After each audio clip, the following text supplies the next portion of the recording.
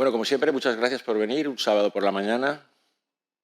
Siempre digo y comento que desde el área de acción cultural del Vicerrectorado de Arte, Ciencia, Tecnología y Sociedad, que es el que promueve este proyecto, siempre hemos tenido la idea de impulsar también la universidad de otra manera. Esto no son unos encuentros académicos, entonces darle otro vida al espacio y a las formas de relación que se pueden crear, ¿no? Muchas gracias por venir, como digo, y estamos en el penúltimo encuentro de los encuentros de este año, que son la cuarta edición de los encuentros de Mundos por Venir. Solo nos quedará la última, que es un encuentro con Marina Garcés el sábado que viene a las 11 también, sábado día 25. El encuentro de hoy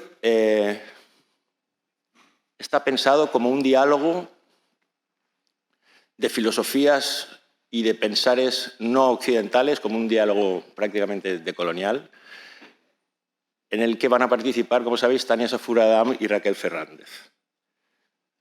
Tania Safura Adam Mogne es investigadora, escritora y curadora. ¿Puedes poner, por favor, a...? Ahí estamos. Hola, Tania, bienvenida. Pues como decía, es investigadora, escritora y curadora, fundadora de Radio África, plataforma cultural dedicada al pensamiento crítico y a la difusión de las artes y culturas negras. Su trabajo explora la memoria colonial, las genealogías y las formas de imaginación y resistencia de la negritud. A través de proyectos curatoriales, programas públicos, publicaciones y prácticas radiofónicas, desarrolla un pensamiento crítico sobre la diáspora, el archivo y la restitución simbólica. Situada entre la investigación cultural y la creación artística, su labor busca expandir los modos de narrar, escuchar y representar las experiencias negras en contextos ibérico y global. Actualmente dirige el proyecto Archivos Negros, lidera desde 2022 la investigación España Negra, viaje hacia la negritud en el espacio-tiempo y coordina el grupo de estudios negros ibéricos. Y, como decía, Raquel Fernández Formoso es experta en filosofía de la India, es profesora de filosofía india en el Departamento de Filosofía de la UNED, bienvenida Raquel, por cierto, se dedica a la filosofía india y a la filosofía global. Es cofundadora de la Society for Yoga and Philosophy y también recientemente ha empezado a ser coordinadora del Seminario para Descolonizar la Filosofía en el Círculo de Bellas Artes de Madrid. En Kairos ha publicado Samkhya y Yoga, una lectura contemporánea, y Trance y Memoria en el Budismo y el Yoga. Y acaba de publicar en Herder, este año 2025, este libro que se llama Inmortalidad Digital, libro en el que explora las modalidades del deseo y sus pulsiones de vida y muerte en un mundo que se presenta como una extensión de la web, donde es posible vincularse infinitamente, de forma inmediata y simultánea, y donde el transhumanismo, el capitalismo de vigilancia, la inteligencia artificial o la tecnosabiduría intentan eliminar el impacto de lo que significa estar solos. Ese es el planteamiento de Raquel en su libro y, hablando con ella sobre esta ponencia, creemos que es muy interesante que aborde cómo ha leído también desde la filosofía india y desde un punto de vista decolonial toda esta invasión tecnológica, incluso del planeta muerte, como dice ella, ¿no? Las pretensiones de inmortalidad que ya vendrían desde muy antiguo en nuestra cultura, pasar a la memoria de los hombres, pero ahora conquistarla tecnológicamente, ¿no? Entonces empezaremos con Raquel. Muchísimas gracias. Adelante, Raquel. Bueno, pues gracias, Miguel Ángel, por la presentación. Gracias a esta universidad, a los organizadores de estos maravillosos encuentros, Mundos por Venir. Un saludo y mis respetos a Tania, que me gustaría que estuviera aquí para conocerla en persona. Pues yo traigo una reflexión sobre inmortalidad digital, que es un tema que he investigado durante unos años. Voy a contar cómo entré yo en este tema tan específico. Yo me dedico sobre todo a los estudios del yoga, desde los textos sánscritos al yoga contemporáneo, a las prácticas que hoy vemos en las sociedades, sobre todo europeas, norteamericanas. Yo estaba investigando en un proyecto más amplio la intersección entre yoga y tecnología. Cómo a través de diferentes herramientas tecnológicas pues está, entre comillas, colonizando e invadiendo la práctica de yoga. mediante esterillas inteligentes conectadas a una tablet que te van dando tus métricas corporales, tu respiración, tu pulsación, mediante ropa deportiva que ya lleva implementada inteligencia artificial y que también sirve para metrificar tu posición corporal y tus datos corporales durante la práctica, mediante cascos de realidad virtual que tienen fines meditativos. Yo estaba investigando esta intersección y qué implicaba para la práctica de yoga el uso de todos estos dispositivos. Hay una práctica budista que es una práctica muy antigua, que consiste en visualizar tu propio cadáver. Es una práctica que implica visualización, que no se hace así de primeras, no es para novatos, digamos, ¿no? Sino que se hace cuando uno ya tiene cierto bagaje meditativo. Pues llega un momento en que se te invita a visualizar tu propio cadáver como una reflexión sobre el paso efímero de la vida y es una práctica que, como digo, implica visualizar, un poder de visualizar. Entonces yo sentí curiosidad por saber si ya había cascos de realidad virtual que simulasen esta meditación en concreto. Subhavavana se llama, la práctica de visualizar tu cadáver. Y cuando entro en esta investigación, pues se me abre, ¿no?, todo este abanico de dispositivos tecnológicos muy diferentes, una gama muy amplia, que es la industria de la inmortalidad digital. Es decir, cómo quedar inmortalizado, cómo no desaparecer de varias maneras, con varios precios asignados, varias formas que tenemos ahora a nuestra disposición y que es un mercado en auge, con diferentes eslóganes, ¿no? Entonces, cuando yo veo que hay aplicaciones pues, para que tú dejes ahí tus memorias mediante vídeo, palabra, para que cuando mueras pues, tus seres queridos puedan seguir chateando con tu yo virtual, que hay también toda una serie de herramientas para que quedes inmortalizado como un chat de inteligencia artificial, ¿no?, que sigue hablando en tu nombre, que te representa, digamos. Incluso, de forma un poco más discreta, códigos QR que ya se ofrecen, ¿no?, para poner en las lápidas, que te llevan a la página web del difunto, como una especie de, no sé, de conmemoración online. Después está también este servicio que tal vez os suene más, que es el del perfil conmemorativo en redes sociales como Facebook o Instagram. Hay todo como una gama, como decía, muy amplia, con eslóganes detrás de no tienes por qué morirte, incluso con la idea de que tal vez sea egoísta morir. Porque puedes seguir legando tu sabiduría, puedes seguir legando todo lo que has aprendido en la vida a las futuras generaciones en lugar de desaparecer. Y también está ahí como una sombra al acecho la idea de progreso, la idea de que morir es primitivo ya y que si te empeñas en desaparecer, del modo que sea, si te empeñas en morir a la vieja usanza, pues estás adoptando una actitud conformista, estás siendo un poco retrógrado, te estás oponiendo a un progreso que te venden como, no solo como imparable, sino como moralmente deseable.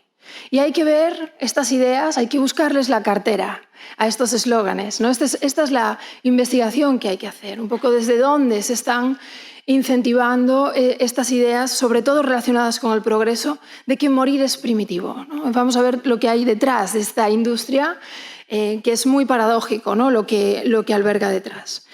Pero cuando yo empiezo a conocer o me abro a este mundo de la industria de la inmortalidad digital en muchas versiones, en muchos formatos, lo que me interesa y lo que me preocupa no es tanto el futuro, es decir, algo hipotético, de a dónde nos va a llevar esto, sino todas estas innovaciones tecnológicas, ¿a dónde llegan? ¿A qué sociedad llegan? Porque nosotros, y aquí estoy hablando solo de Europa, tenemos una historia de relación con la muerte y tenemos también una historia de relación con las tecnologías digitales, que es una historia, entre comillas, breve, pero muy acelerada, cada vez más intensa. Entonces, ¿en qué sociedad, en qué manejo de poderes, en qué dinámicas de poder se van a implementar todas estas tecnologías para inmortalizarte? En cuanto a las tecnologías, me doy cuenta de que, claro, esta industria, estos eslóganes que te invitan a no desaparecer, no caen en una sociedad de baja tecnología, no caen en el aire, no llegan desde el cielo, ¿no?, sino empiezo a investigar nuestra relación con las tecnologías y veo que se habla mucho de hiperconectividad, que esta es un poco la idea, ¿no?, cada vez más hiperconectados, la aceleración de los tiempos, son los tópicos que se van diciendo. Pero a mí me parece, o me pareció, y así lo expreso en el libro, que ya no estamos en tiempos de hiperconectividad, que aquí no se trata, porque hiper da la sensación de que estamos mucho tiempo conectados, ¿no? Como constantemente conectados, y eso es una verdad parcial.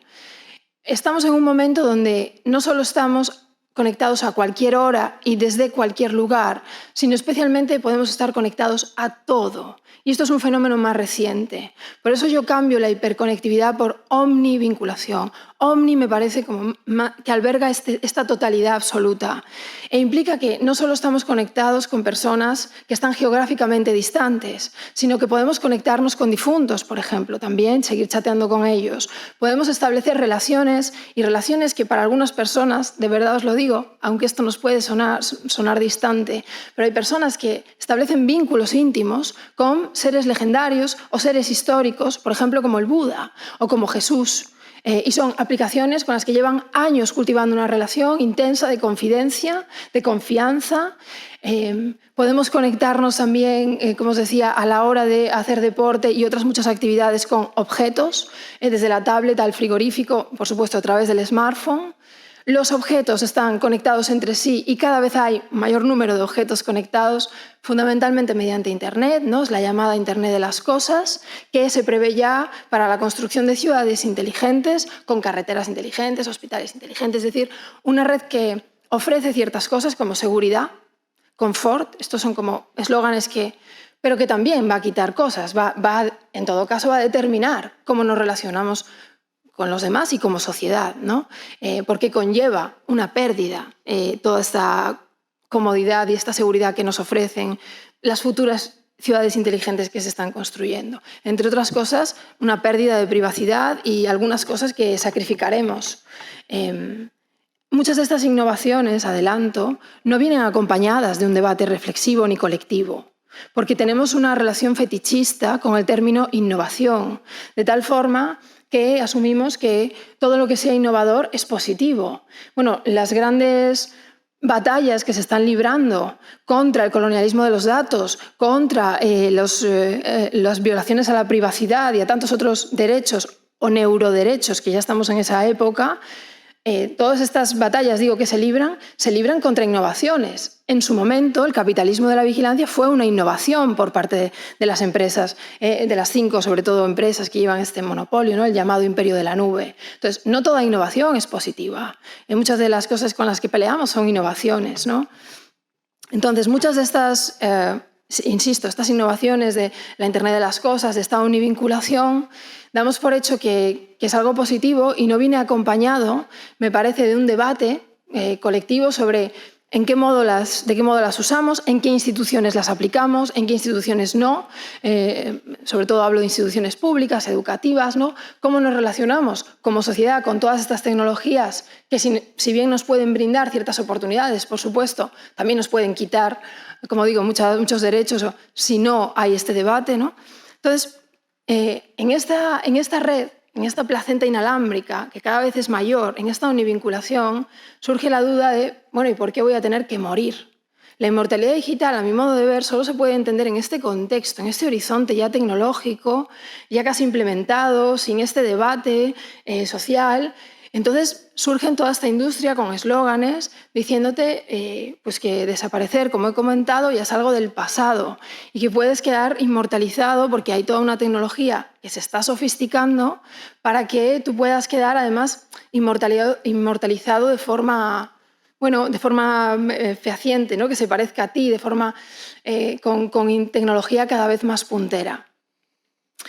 Esta es la idea de que el morir ya no implica desvincularte, ya no implica desconectarte. Nosotros, bueno, por lo menos me ciño a Europa, no estoy hablando de India y no estoy hablando de otras culturas, estoy hablando de Europa. Aquí tenemos el dicho, no solo en España, sino en otros países europeos, de que descanse en paz, ¿no? A los muertos, a las personas queridas cuando se van, lo que siempre le hemos deseado tradicionalmente es que encuentren la paz allá donde vayan. Pero hay algo fundamental, yo creo, a todo duelo a nivel histórico. no hay un solo duelo correcto. Hay tantos duelos como culturas, como pérdidas, como experiencias personales. Y no hay una duración correcta del duelo. Un duelo no son 3 meses ni 6, sino, insisto, dependerá de la pérdida y de la persona y también a nivel cultural. Pero sí hay una característica esencial al duelo, y creo que aquí hablo más allá de Europa, muchas otras culturas, es que la persona que fallece, ¿no? Y la persona que se queda como doliente atraviesa la pérdida, atraviesa un enfrentar la ausencia. El duelo empieza cuando lo que muere irreversiblemente es algo que para ti es irreemplazable. Ahí empiezas tú como doliente a entrar en la experiencia de duelo, cuando sabes que no lo vas a reemplazar. Entonces, ha habido muchas formas culturales de lidiar con esta ausencia, tanto colectivas como individuales. Pero la idea de suprimir la ausencia, decir, no, es que el muerto ya no tiene por qué desaparecer y tú ya no tienes por qué lidiar con una ausencia. El muerto puede quedarse en forma de chat, en forma de avatar, más sofisticado, tipo de videoconferencia, en forma de aplicación, donde chateas con un yo virtual. Creo que hemos llegado en Europa a una negación cultural tan fuerte de la muerte que ya negamos al muerto en cuanto muerto.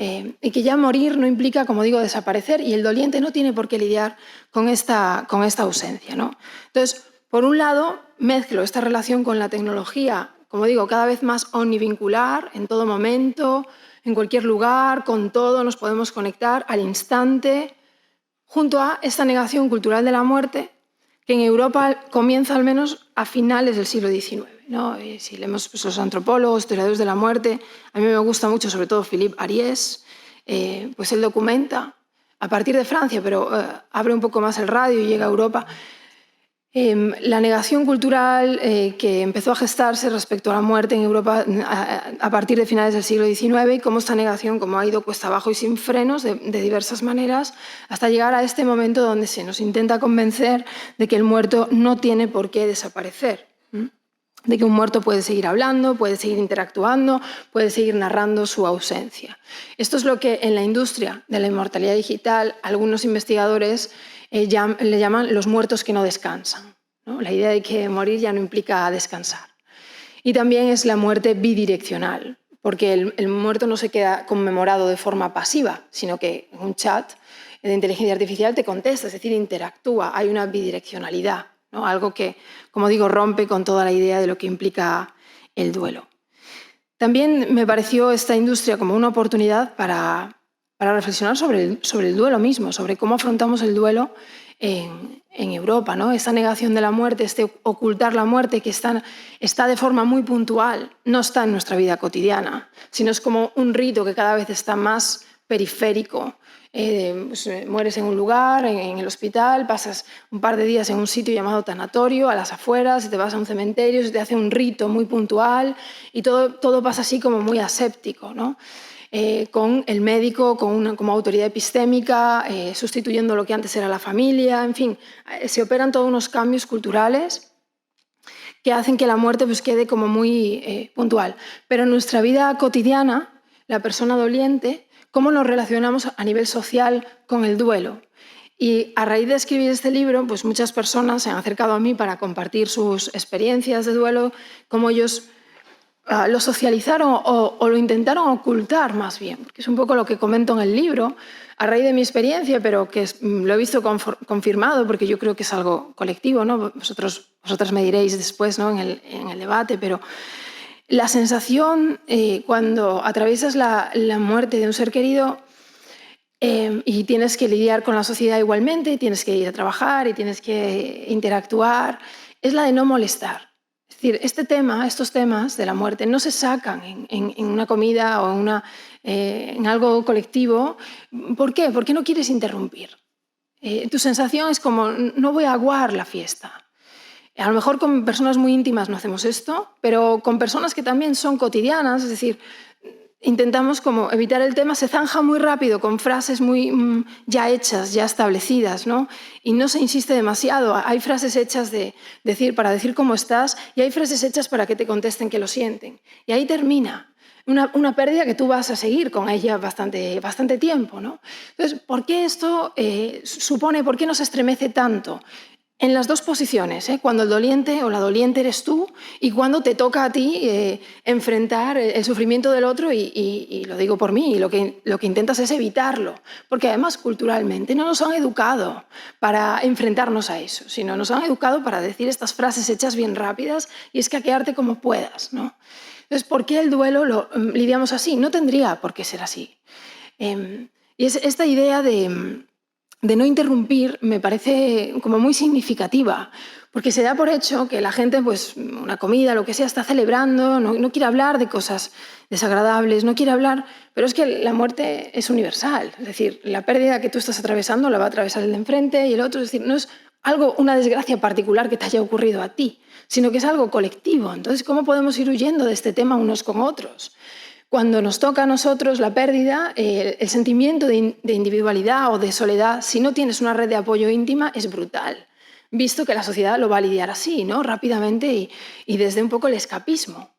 Entonces, esta idea pues, me lleva a indagar en cómo esta negación cultural de la muerte, en cómo a veces cuando estamos en esta experiencia aguda del duelo nosotros mismos, podemos buscar refugio en todas estas aplicaciones, ¿no? Y muchas personas me lo decían. Decían, pues he atravesado una serie de pérdidas en momentos como muy concentrados de mi vida y me decía una persona concretamente, menos mal que no existían estas aplicaciones, porque hubiera recurrido a ellas porque yo estaba sufriendo. Obviamente, esta industria juega con sufrimientos muy humanos, ¿no? Yo no me posiciono de forma unilateral, ni se trata de juzgar a las personas que recurren a esto, ¿no? Sino se trata de ver que detrás de los eslóganes de esta industria hay un juego emocional. Y que estas aplicaciones mediadas por el smartphone, etcétera, juegan también con toda la adicción que generan, ¿no? La idea de que compartir nuestra pérdida es interrumpir, implica que la vida continúa hacia adelante, que la vida es como una celebración, y que si contamos o compartimos nuestra pérdida, interrumpimos esa celebración. Pero yo no me puedo creer a alguien, y lo digo también por mí, que celebra la vida mientras niega la muerte. Esto no es compatible, aquí hay una quimera detrás, ¿no? O sea, celebrar la vida no puede ir con esta actitud de escaparse de la muerte. Y la negación de la muerte infantiliza a una cultura. Nos infantiliza como individuos y nos infantiliza colectivamente, en el peor de los sentidos, o sea, en el del adulto, ¿no? Que se cree muy maduro, pero tiene una visión muy infantil de la madurez, puesto que huye de los temas que más miedo le dan, ¿no? En lugar de confrontarlos, además, de manera colectiva. Entonces, en esta situación cultural, pues los eslóganes de la inmortalidad digital apelan a pues, una sabiduría que el muerto o la muerta habría recolectado a lo largo de su vida y que gracias a estas aplicaciones pues, no se perdería. Entonces yo digo, un poco también para provocar en el libro, que lo mejor que nos puede enseñar un muerto a estas alturas es a saber morir, ¿no? Y es que cuando entré en las investigaciones filosóficas que había sobre inmortalidad digital, casi todas en inglés, me daba la sensación de que no había ya un posicionamiento de base detrás de un cierto neutralismo de que, claro, el progreso manda a continuar y parece que la continuación es que no muramos ya como antes, no desaparezcamos, ¿no? Que morir es primitivo, vaya, se daba como por sentado, ¿no? Pero yo creo que tenemos que recuperar un poco la idea de la filosofía antigua del arte de morir. Y que esto no es retrógrado. En todo caso, antes de que podamos decir si esto es retrógrado o no, tendríamos que atrevernos a enfrentarlo. Desde esta negación constante que yo veo, desde este escapismo hacia un progreso que yo no veo mucho dónde está, es decir, en términos de emancipación interior, yo no veo dónde está este progreso, pues antes de huir hacia ahí, que es como un ideal que nos ha traído muchos disgustos y muchas cobardías históricas, ¿no? Detrás de esto, pues tendríamos primero que poder hablar con calma sobre el arte de morir, sobre qué implica la pérdida, sobre el duelo. Y a mí lo que me parece es que falta esta reflexión colectiva, incluso en la filosofía, ¿no? Se va muy rápido, se parte ya de puntos a dónde nos va a llevar la tecnología, posibilidades futuras, porque la tecnología está trayendo problemas nuevos. Yo cuando vi esto me pareció, digo, no sé, yo quiero introducir otra mirada porque yo no estoy de acuerdo. Es decir, la tecnología... La mayor parte de los problemas que las nuevas tecnologías nos están trayendo son problemas muy viejos. son problemas de deseo, muy viejos. Si acaso, las nuevas tecnologías lo que hacen es actualizarlos. Nos lo dan en un nuevo formato y hacen que pues tengamos que seguir pensándolos, pero no son nuevos. El problema de la muerte, el problema, ¿cómo va a ser nuevo? El problema de desear no morir o desear que tus seres queridos, que tus padres, tus hermanos no mueran, esto es antiquísimo, ¿no? Entonces, habrá que ver si estas tecnologías que se están usando para implementar tendencias que ya estaban culturalmente instaladas, la negación de la muerte está ahí, entonces la tecnología no se diseña en el vacío, se diseña para continuar con tendencias culturales preexistentes. En el caso de la muerte, esto no es una excepción. Hay una negación cultural, bien, voy a diseñar las tecnologías para que yo no tenga que lidiar ya con esta ausencia, que yo me ahorre esto. No se está usando la tecnología para desafiar una tendencia cultural. Esto sí sería nuevo, pero no, o sea, se están usando para, digamos, reforzar lo que ya había. Entonces, todo este debate sobre lo nuevo de la tecnología en realidad me parece que está poniendo muchos parches, ¿no? También me pareció encontrar en ciertas investigaciones una ausencia de reflexión social a nivel político de quiénes están detrás de muchas de las tecnologías que ahora mediatizan no solo la muerte, sino nuestras formas de relacionarnos a nivel laboral, a nivel afectivo, a tantísimos niveles, a nivel social, administrativo. Es decir, esto está aquí. No es una cuestión del ciudadano o ciudadana escoger si usa la tecnología o no. Esto ya no es una materia de elección. Entonces, falta una reflexión de quién tiene el poder detrás de estas tecnologías. Y con el caso de la inteligencia artificial, yo introduzco mucho los análisis de Timnit Gebru, que me parece que son los más profundos. Aparte, ella tiene una mirada, ella trabajó en el departamento de ética de Google hasta que la echaron, entonces tiene una mirada desde el interior y es la que está sacando pues, no solo los sesgos de clase social, de género, sino especialmente todos los sesgos raciales que hay detrás del imperio de la nube, que son estas es un monopolio, 5 empresas norteamericanas que están detrás de toda la inteligencia artificial. Ellos dan la base a todas las pequeñas empresas de inteligencia artificial en el mundo. También asisten servicios públicos, la inteligencia artificial, ¿no?, que ofrecen los servicios públicos, ahora mismo está monopolizado.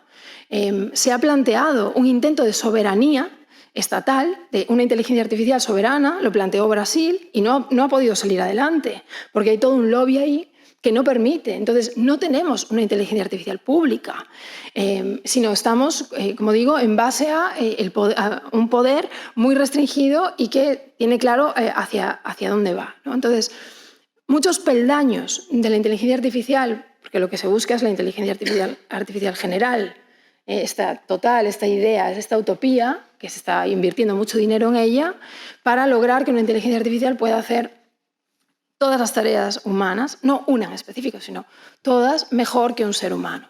Ellos mismos, quienes están detrás de esto, que es lo que Timnit Gebru llama los descrealistas, que es toda una red de ideologías hermanadas, que como decía antes hay que buscarles la cartera, que es transhumanismo, estropianismo, singularitarianismo, cosmismo, racionalismo, largoplacismo, son eugenistas de segunda ola, los llamados eugenistas de segunda ola.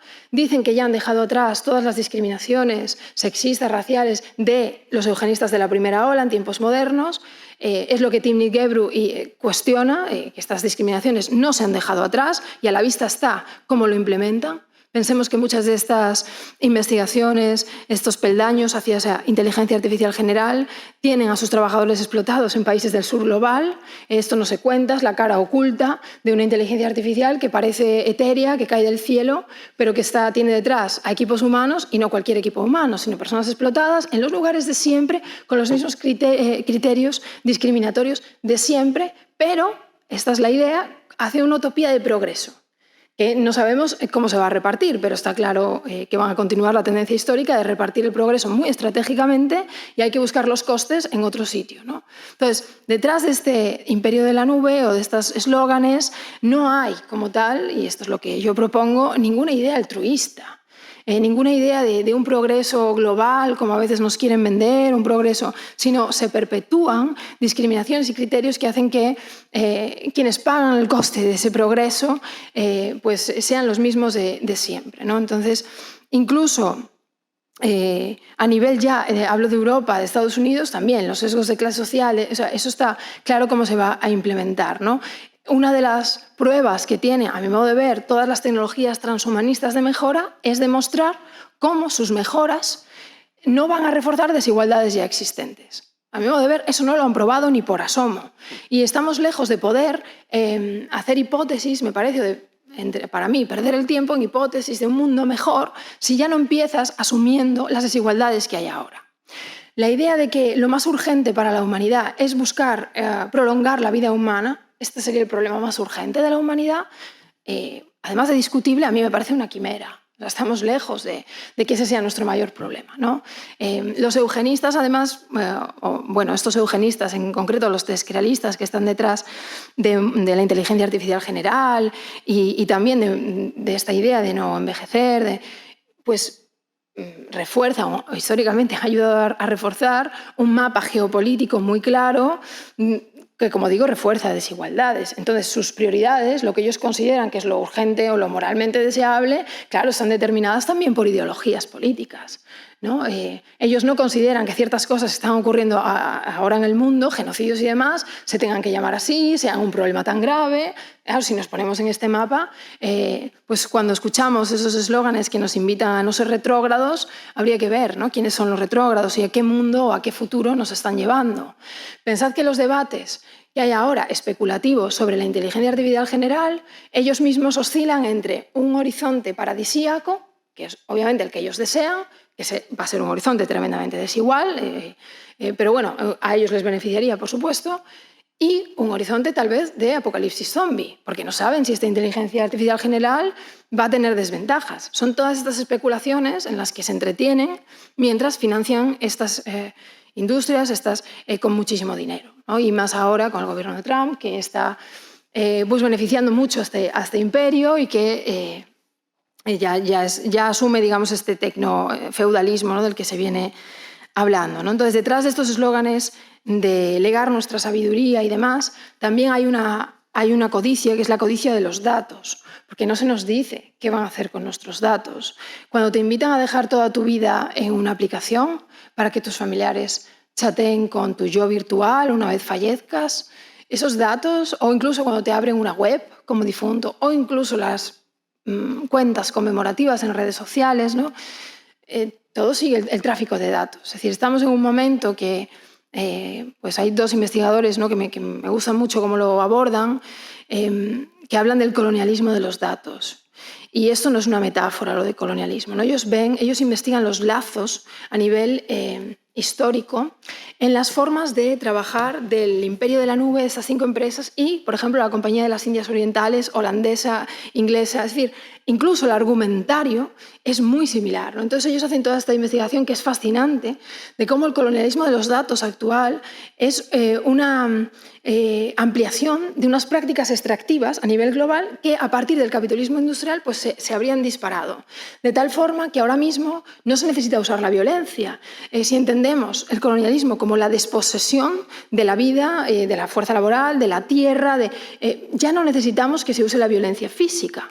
Y lo que se desposee ahora, porque el valor ya no está tanto en la tierra o en la mano de obra, está en los datos. Entonces se datifica la vida humana, para eso ya no hay que ejercer violencia física, porque nosotros mismos damos nuestro consentimiento. Como digo, no se acompaña de un debate social, reflexivo. Nosotros hacemos muchos lo que podemos, pero obviamente para facilitarnos la vida damos el consentimiento la mayor parte del tiempo.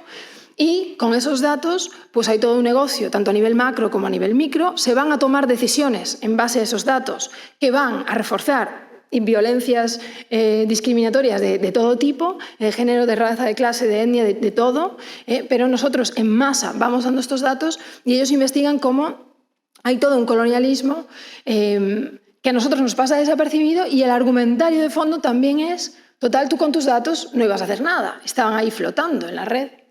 Esto es un argumentario que ya se usó con el colonialismo, ¿no? Eso lo usaron los colonos, como los indígenas no tenían, por ejemplo, estoy pensando en Latinoamérica, ¿no?, en Abya Yala, como no tenían un sentido de la propiedad privada, de la tierra, ellos no le estaban sacando partido. Este era un argumento. Entonces, era un deber moral rentabilizar la tierra y hacer de eso una propiedad privada. Obviamente, cuando se instauró esto de la propiedad privada y los indígenas quisieron reclamarlo, ya era tarde, porque ya era de otros, que lo habían expoliado. Bueno, pues esto es un poco el mismo argumento con nuestros datos. E incluso algunos, como el CEO de Google o el ex CEO de Google, que decía, pero ¿tú para qué quieres tu privacidad? Nunca la has usado. ¿Y ahora para qué la quieres? ¿No? O sea, en nombre del progreso y de todo el confort o toda la seguridad, se te invita a ceder derechos fundamentales.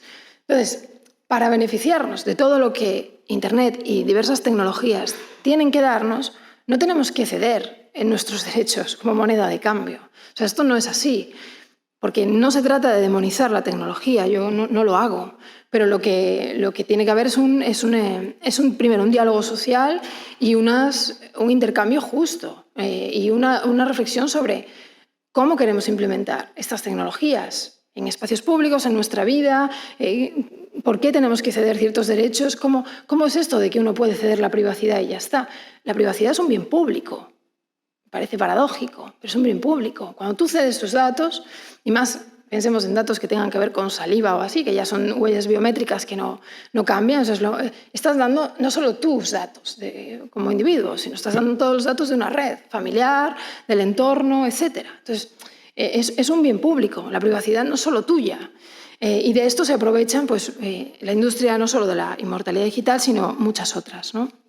Entonces, bueno, para decir que hay todo un debate que me pareció necesario, que detrás de esto no hay tanto un altruismo como un colonialismo de los datos, que con muy poca información, claro, que viene acompañado con eslóganes muy sugerentes, que en un momento dado se aprovechan del dolor puntual del duelo o de ese deseo tan humano y comprensible de que tus seres queridos no desaparezcan, pero que detrás de eso pues, necesitamos ponerle conciencia, ¿no? No sé cómo voy de tiempo, porque me enrollo. Perfecto, perfecto. Si quieres... Sí. ¿Estos investigadores que hablabas? Sí, se llaman Nick Cowlry y Ulises Mejías. Genial. Sí, lo podemos escribir a lo mejor porque... Bueno, sí. Muchísimas gracias, Raquel. Sabéis que un poco el dispositivo es... Raquel ha hablado de pues esta cuestión tecnológica y de la muerte. Ahora Tania nos hará un planteamiento a partir de los archivos de la negritud y luego iremos cruzando el diálogo, ¿vale? Hasta poder participar también. De modo que, Tania, cuando quieras... Hola, buenos días, ¿se me escucha bien? Perfecto. Pues muchísimas gracias, Raquel, por sumergirme en un universo absolutamente desconocido, pero no sorprendente, porque viendo la deriva de la humanidad, creo que era bastante previsible, ¿no? De que adueñarse de la muerte, no solo de la vida.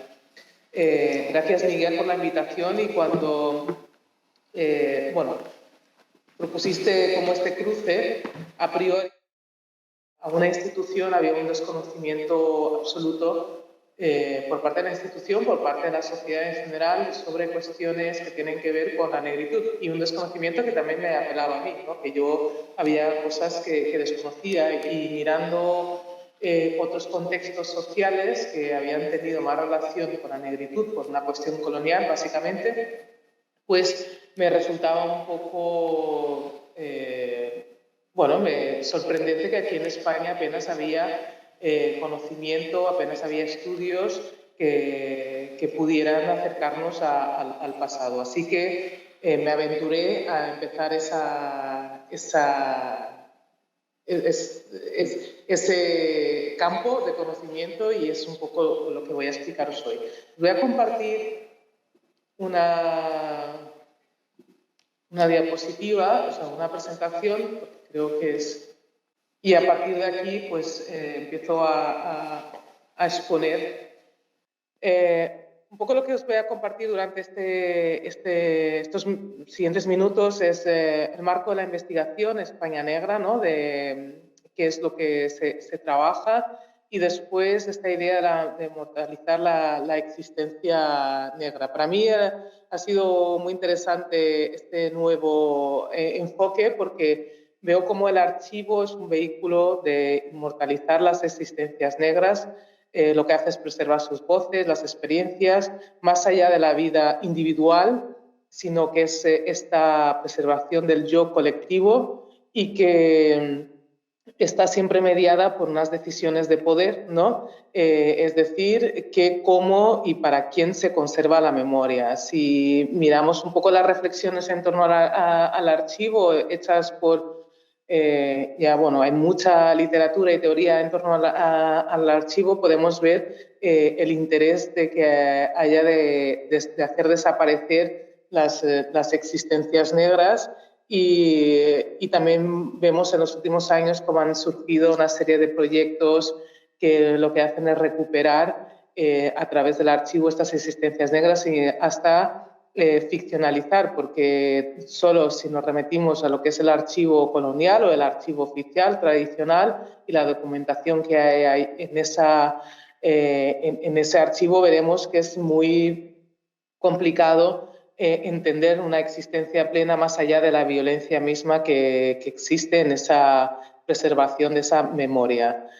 Pero antes a mí me gustaría empezar, para que se entendiera un poco el marco de trabajo, con esta fotografía. Esta fotografía es una imagen que encontré es de mi abuela. Ella está en el centro de la imagen y esto es en Resano García. Es un pueblo fronterizo con Sudáfrica, al sur de Mozambique, que es de donde yo soy, en concreto mi madre es de Resano García. Y encontré esta foto y me pareció muy significativa, primero por su estado, de cómo se estaba preservando esa memoria familiar que se estaba dejando pasar y después de cómo mi abuela también pues, no, le costaba un poco mirar hacia atrás y siempre que le preguntaba, pues ella hacía ver como que no había ningún interés. Me hablaba de una manera muy desinteresada del pasado, no sé si porque le hacía daño, y la verdad es que la última vez que le vi, que fue en el año 2018, que fui a Mozambique, le hice sacar todas las fotos, pero esta la cogí de hace un año que volví después de nuestro último encuentro, volví a su habitación y volví a rescatar muchas de las fotografías. ¿Por qué la pongo aquí? Pues por un lado, porque esa idea de preservar lo que nos pertenece, de preservar las memorias de la familia, está minada. Está minada precisamente porque durante la colonización se nos dijo y se dijo a gente como mi familia que nuestras vidas no eran importantes, que nuestra cultura no era importante, que nuestras formas de existencia no son importantes, sino que las existencias blancas son las que realmente son las que son aspiracionales. Tenemos que aspirar a ser eso. Y por lo tanto, eso ha calado muchísimo y lo he ido viendo en las conversaciones que he ido teniendo a lo largo de los últimos 3 años, ha ido calando porque las existencias pasan sin ningún interés en preservarlas.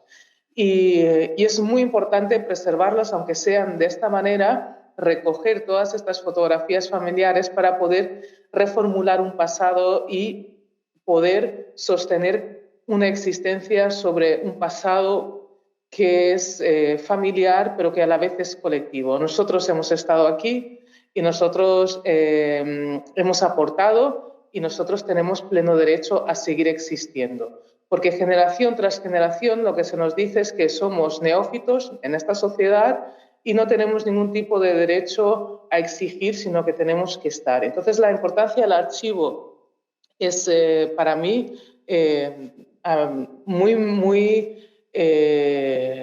o por decirlo de alguna manera, es una herramienta muy importante para persistir y para sobrevivir no solo en el pasado, sino también en el presente. Y con esa reflexión yo llego a partir de la investigación España Negra, ¿no? de esa relación que tengo con las instituciones, de ese desconocimiento por parte de las instituciones, pero también por mi parte. Entonces, a partir de aquí, hace como una cosa de 3 años, 4 más o menos, decido impulsar este proyecto España Negra, que es un proyecto, una investigación social, cultural, no académica, colaborativa, y por supuesto es situada y que surge de la urgencia y también de la discrepancia, en no aceptar la no existencia de estas memorias y la urgencia, porque cada vez más en territorio español empiezan a haber personas africanas y afrodescendientes que no se sostienen sobre ningún lugar, ¿no? Y que crear ese pasado, ¿no? es muy importante para existir. La investigación también es un espacio de reflexión, de ensayos, un laboratorio en el cual no solo recuperas el archivo, sino que recuperas formas de enunciación, cómo la negritud se enuncia, cómo se ha ido enunciando, sobre todo a lo largo del siglo XX, y también si recuperamos el legado de la esclavitud, cómo se enunciaba entonces cuando no tenía apenas capacidad para ello, porque no tenían personalidad jurídica. Y creo que es importante ese espacio de enunciación porque recuperas la existencia no solo como un objeto, que es el estudio de la esclavitud, sino recuperas la existencia y la humanidad de ese sujeto y de ese ser. La investigación también tenía como la necesidad de rescatar esas memorias colectivas, ¿no? Sobre todo a partir de cuando empieza a llegar inmigración negra a España, a partir de la mitad de los años 70 del siglo pasado, que ya empiezan a sentarse aquí en el territorio, empiezan a crear una serie de proyectos, que esos proyectos ni están guardados, ni los archivos, por supuesto, nacionales, pero ni tan solo comarcales ni municipales, se han interesado por preservar todo lo que han ido creando estas poblaciones que han vivido prácticamente en los márgenes. Entonces, la preservación de esas memorias colectivas ha sido muy interesante, sobre todo a través de conversaciones, que es una metodología de trabajo intensa en España Negra. Y la finalidad total, al principio era la idea de crear una biblioteca y poco a poco he ido viendo que tiene total sentido crear un archivo negro propio, aparte de dialogar con los archivos ya existentes e intentar vehicular ciertos documentos o ciertos elementos. Hay que tener en cuenta que muchos de estos archivos más tradicionales lo que tienen son documentación, y el archivo de España Negra, que se alimenta a través de España Negra, el archivo negro, es plural. Es un archivo que tiene discos, que tiene objetos, que tiene libros, que tiene documentación, y no solo tiene esa materialidad típica del archivo. Otra de las cuestiones que yo creo que son muy característica de la existencia negra es que está en el ámbito doméstico, ¿no? Y al final, para recuperar o crear una narrativa, ves que está todo dispersado, ¿no? En ese ámbito doméstico.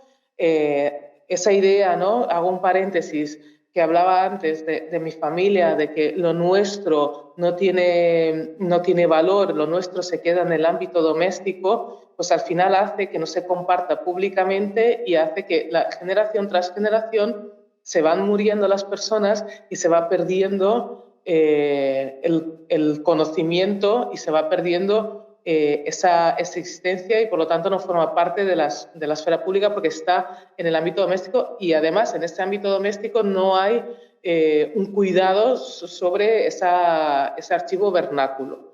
Y lo que ha sido muy bonito a lo largo de estos años en España Negra, en las conversaciones, era animar a la gente a preservar esos archivos, y la gente se empezaba a dar cuenta de la importancia que tenía su propia vida, que aparentemente no tenía importancia, y veían todas las luchas y veían todo lo que habían dejado y que eso era importante preservarlo. Pero también hay información en el mundo académico, hay muchos estudios sobre esclavitud que son rescatables para el conocimiento de la existencia negra en el territorio español. En la literatura es muy importante, en el caso de la literatura, por ejemplo, del Siglo de Oro, ahí podemos ver, más allá de los archivos, cómo eran estas existencias, y también cómo había una sociedad que miraba con absoluto desprecio a las personas negras, cómo se retratan las artes en los archivos públicos, ya como he comentado antes, pero también hay archivos privados que tienen mucha potencia y que estaría bien también que pudieran compartir para crear ahora, a partir de ahora, ¿no? Que este también es un poco el objetivo de España Negra y de Archivos Negros, de sensibilizar para mostrar cada vez más todas esas historias de vida, para crear una nueva historiografía, una nueva narrativa sobre las existencias negras. Y hay un lugar que es muy importante también, que son las revistas, la radio, la televisión, todo lo que es la cultura popular y la relación de la cultura popular con la negritud. Todo es desbordante, es realmente interesante, pero abarcarlo todo es muy complejo, pero sí que lo que puedes es ir encontrando una serie de silencios respecto a la existencia negra, ¿no? Y cómo se ha querido que fuese, se puede, yo me atrevo a decir que lo que ha pasado en el caso del Estado español es que ha habido un interés en matar esa existencia, y en concreto, si vamos al caso de Guinea Ecuatorial, cuando se producen los procesos de descolonización, como no eran de agrado al Estado español, se produce unos años en los cuales se establece como materia reservada. Y por lo tanto, ese silencio que hay alrededor de la relación con Guinea Ecuatorial, yo creo que hace mucho daño y no normaliza la existencia de las personas ecuatoguineanas aquí, que yo creo que todavía hay cierto, no llamaría rencor, pero sí que establece una forma anómala de la población ecuatoguineana con el territorio español. Entonces, en la investigación lo que buscábamos eran sobre todo historias de vida, resiliencias, luchas. También íbamos al ámbito, al urbanismo, para ver qué es lo que queda, ¿no?, de esa historia negra. En la música, sobre todo en las músicas populares, en las partituras, en las portadas de discos, fotografías oficiales, vernáculas. Hay espiritualidades en la religión.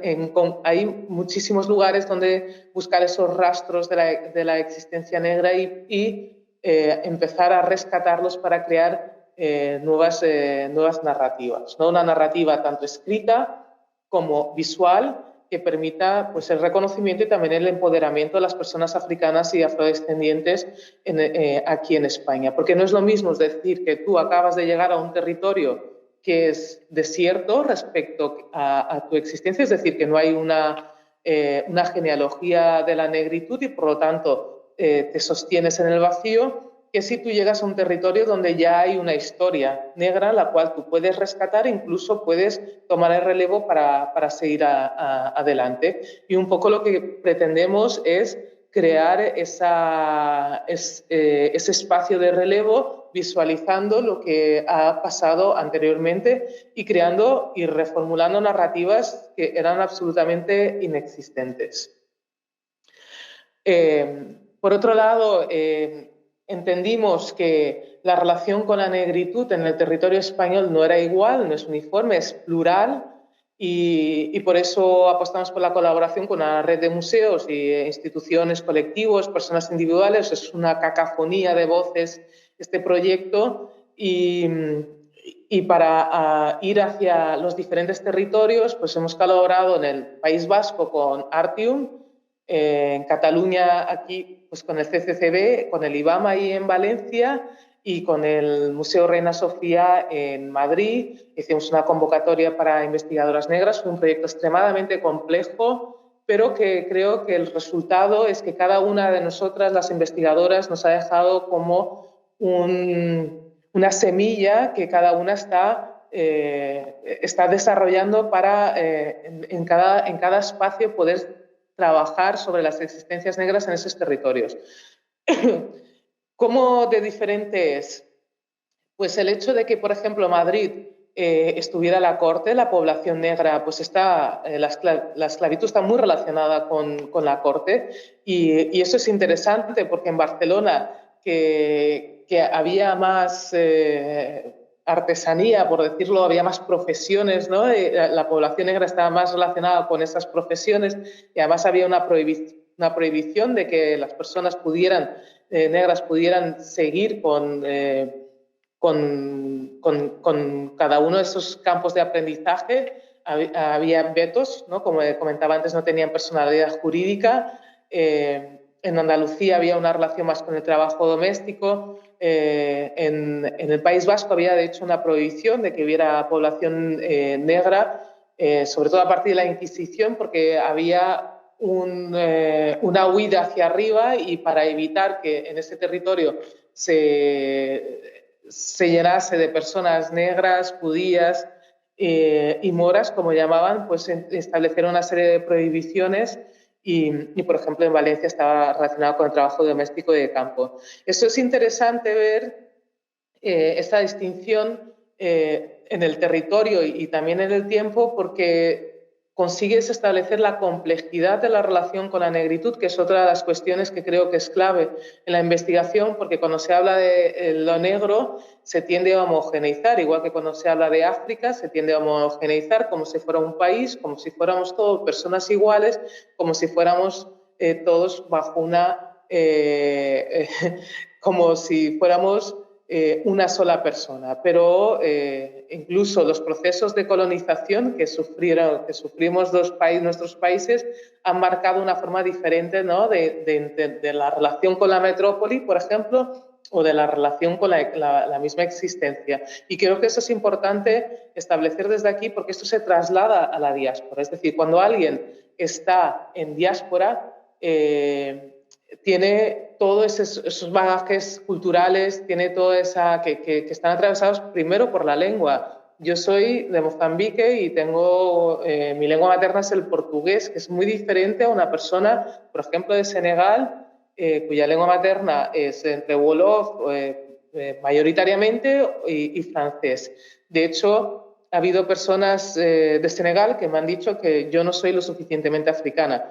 Evidentemente no soy una africana del Atlántico, soy una africana del Índico, que tengo un legado asiático y no tengo un legado que sea 100% del territorio africano. De hecho, cuando veis esta fotografía de familia, que eran todo mujeres, son mujeres que tienen casi todas ascendencia arábiga. Y no son 100%, ¿no? africana, y eso, africana del territorio africano, y eso quiere decir que África es un continente que tiene múltiples interacciones con todo lo que hay alrededor. Otro de los elementos de la investigación es el tiempo. Por un lado es el territorio y por otro lado es el tiempo. Y el tiempo nos marca diferentes legados, ¿no? El legado de la esclavitud, que abarca desde el siglo XV hasta el siglo XIX, más o menos, de la colonización, que es la independencia de Cuba. Hay algo que rescatamos, sobre todo en el terreno cultural, que es lo que más analizamos sobre la existencia de personas cubanas. Por ejemplo, en el siglo pasado, en los años 20 más o menos, hay muchas personas cubanas que viven en España y sobre todo hubo muchos boxeadores cubanos aquí, pero luego también está la relación con Guinea Ecuatorial, ¿no? Que es una relación de absoluta colonización cultural, que siempre digo que es muy curiosa esta relación de colonización cultural, porque había una educación franquista que todavía hay ciertos retazos y persiste a día de hoy, y es importante entender esto para entender a las personas de la población ecuatoriana que vive aquí en España. Después hay un legado muy particular que también hay que estudiar la parte, que es el legado afro-norteamericano, que abarca sobre todo desde la Primera Guerra Mundial hasta el final de la dictadura o del régimen franquista, y que tiene una relación muy curiosa desde mi punto de vista, que es abrazar el jazz o abrazar o la lucha por los derechos civiles y enunciarse, sobre todo las vanguardias españolas y catalanas también, como si fueran superiores acusando a los americanos de racistas, pero paralelamente había una colonización en Guinea Ecuatorial y no miraban esas vanguardias a Guinea Ecuatorial. Entonces, esas tesituras a mí me interesan mucho entender cómo era el posicionamiento hacia un lugar y el no mirar hacia el otro que estaba mucho más cercano. Y después el último legado, que es más reciente, que es el legado de la migración, que es lo que estudiamos desde los años 70 hasta nuestros días. Esto sería un poco la relación de estudio y es episódica. Si ponemos, por ejemplo, la relación del territorio norteamericano con la negritud, desde que empieza a llegar personas esclavizadas hasta nuestros días, es continua. En cambio, en España es episódica. Y es importante entender esta relación episódica porque hay que estudiar cada uno de esos legados y después intentar crear genealogías y ver repeticiones en cada una de esas relaciones y podemos ver cómo hay una conexión entre el legado de la esclavitud, la colonización y la inmigración que se reitera y que entender eso es crear esa base que tanto para mí es importante, esa sostener de la existencia negra. Es verdad que es episódica, pero es continua la narrativa, no temporalmente. Y esa distinción creo que es el punto clave en la investigación España Negra. Eso lo que viene a proponer es la temporalidad de la memoria negra. Es decir, que no hay un pasado cronológico, a pesar de que tú utilizas el pasado cronológico para ir a buscar la información, pero luego cuando creas la narrativa ves que hay como una dimensión circular que es continua, que conecta ese pasado, ¿no?, con el presente y que redirecciona hacia el futuro. Otro de los elementos o de las metodologías que vamos estudiando es cómo la microhistoria es un elemento singular y particular a la hora de entender la existencia negra. Y dejarme que lea un pequeño fragmento de un texto que escribí sobre la idea de microhistoria, recuperando un poco a Christina Sharp y también a Saidiya Harman. Entonces, Christina Sharp, en su texto In the Wake on Blackness and Being, que significa sobre la negritud y el ser, habla de la estela de la esclavitud para entender la vida y la muerte de las personas negras en nuestro presente. Afirma que el pasado no siempre reaparece para romper el presente, sino que es una toma de posesión, por lo que en ningún caso podemos identificarlo como un pasado cronológico. Esta idea es extremadamente poderosa porque habla de cómo los desastres cotidianos actuales están ligados a la inexistente exclusión negra y a su negación antológica desde la modernidad. A lo largo de este texto menciona como algo clave a lo largo de este texto menciona como algo clave que lo personal funciona para relacionar las fuerzas sociales que afectan a una familia concreta y específica con las de toda la población negra, para lamentar e ilustrar el modo en que nuestras vidas individuales van siempre arrastradas por la estela producida y determinada, aunque no de forma absoluta por las secuelas de la esclavitud. No sé si se ha entendido muy bien porque a la hora de leerlo yo me he perdido un poco, pero un poco lo que venía a decir Sharp es que lo que nos ocurre en nuestro presente está muy conectado con el pasado, que las formas de relación con la esclavitud todavía persisten en nuestro presente y que a la hora de rescatar ese archivo ese archivo lo que nos permite rescatar es esa genealogía y lo que tenemos, a mi entender, es ver cómo rompemos y si es posible romper, porque a veces pienso, y esa es la estela también del afropesimismo, que no hay posibilidad de transformación de lo que pasaba en el pasado con el presente. Por lo tanto, esa temporalidad es continua, ¿no? Y esta línea de pensamiento es algo que está todavía que está a día de hoy cogiendo mucho peso a través del afropesimismo. En la investigación vamos rescatando una serie de materiales que salen en revistas, sobre todo en las revistas de la época, que salen en la literatura, y esto es lo que nos permite, a mí por lo menos, ir creando ese...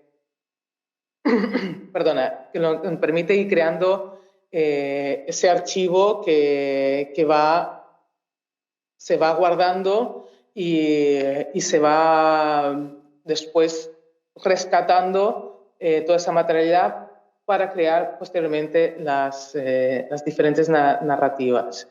Esta temporalidad que estaba comentando respecto al pensamiento de Christina Sharp, nosotros lo hemos rescatado para identificar, ¿no?, personas individuales, colectivas y personajes ficticios. Es decir, cómo ver aquello que pasaba en el pasado, las formas de existencia, cómo entenderlas más allá del archivo oficial, pues ir rescatando cada una de esos nombres, que muchas veces evidentemente no tenían apellidos, y crear como una especie de censo, y eso lo que permite es inmortalizar esa existencia y hacer ver que en el territorio hubo una serie de personas que estuvieron ahí.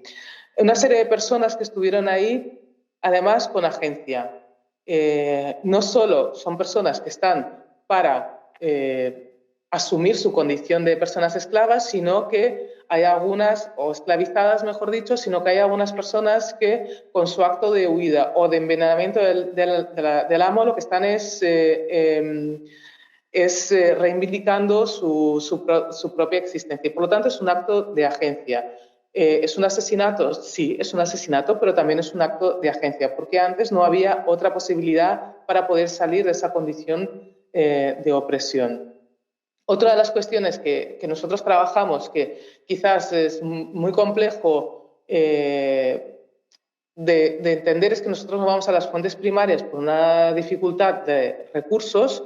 No tenemos los recursos necesarios, pero sí que vamos a las fuentes secundarias, es decir, a través de ensayos, tesis doctorales, publicaciones, novelas, periódicos, y analizamos la información a partir de toda esa documentación creada. Es decir, a partir de todo esto identificamos a estas personas individuales, colectivas, esos personajes ficticios.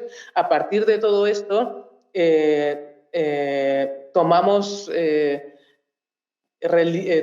relevo de ese pensamiento de Christina Sharp. Vemos cómo rescatamos esas existencias y vemos los paralelismos con el presente. Y después hay unas fuentes muy importantes que son todo lo que son la cultura popular, que ahí hay muchísima información. A modo de ejemplo, uno de los... cuando vas a buscar sobre todo en archivos digitales, yo cuando ponía palabras clave tipo colonización, esclavitud, era muy complejo entender, o sea, llegar a la información, pero se me ocurrió de repente poner esclavito, negrito, y de repente cuando pongo negrito sale una cantidad de información ingente que era realmente interesante ver cómo cuando se guarda esa información se guarda también de manera despectiva, ¿no? Y a partir de poner negrito sale toda una información en revistas, carteles, artículos periodísticos, etcétera, un cancioneros, que es un material ingente que al final lo que viene a decir es que sí que existía una relación con la negritud, y hay una relación muy racial y muy racista con la negritud en el territorio español. Aquí estamos viendo gran parte de estos materiales, que esto es una exposición en la Casa Encendida que comenzaría, que se llama Requiem por la Humanidad, para que veáis un poco qué tipo más o menos de materiales hay muchísimos, y todos estos forman parte del archivo. Por ejemplo, aquí hay un paquete de tabaco, negritas, o también muchos anuncios de bebidas alcohólicas, sobre todo ron, con un carácter despectivo. Hay anuncios de jabón hay anuncios de jabón que la imagen inicial es una persona negra, después hay un jabón que lo limpia y después se convierte en una persona blanca, jabones que a día de hoy todavía existen y por lo tanto esa relación despectiva con la negritud está muy enquistada dentro de la cultura popular y comercial también. El legado de la colonización, y aquí ya voy rápido, ya me queda muy poco tiempo, y la inmigración, básicamente la forma de trabajar es a través de conversaciones, así como en el otro legado era estudiar esas fuentes secundarias, aquí vamos directamente a la fuente primaria y es hablar, utilizar la memoria oral, utilizar y con cierta celeridad, porque hay muchas personas que se están muriendo, están desapareciendo y no tienen esos mecanismos digitales para preservar sus existencias. Simplemente se van de este mundo y se va toda una historia con ellos. Y al final la historiografía de las personas negras la construyen sus existencias y es importante hablar y preservar, ¿no? sus vidas y después ya veremos qué haremos con eso, ¿no? Pero sí que el proyecto tiene esa necesidad de sensibilizar para que esos archivos vernáculos familiares, esos espacios colectivos y comunitarios se rescaten. En algunas de las conversaciones individuales que he tenido, mucha gente me decía, yo he tenido todo eso tanto tiempo en casa, al final mi mujer lo tiró, al final lo tiré porque estaba ahí solo ocupando espacio. Y yo me llevo las manos a la cabeza porque lo que se pierde es realmente historia.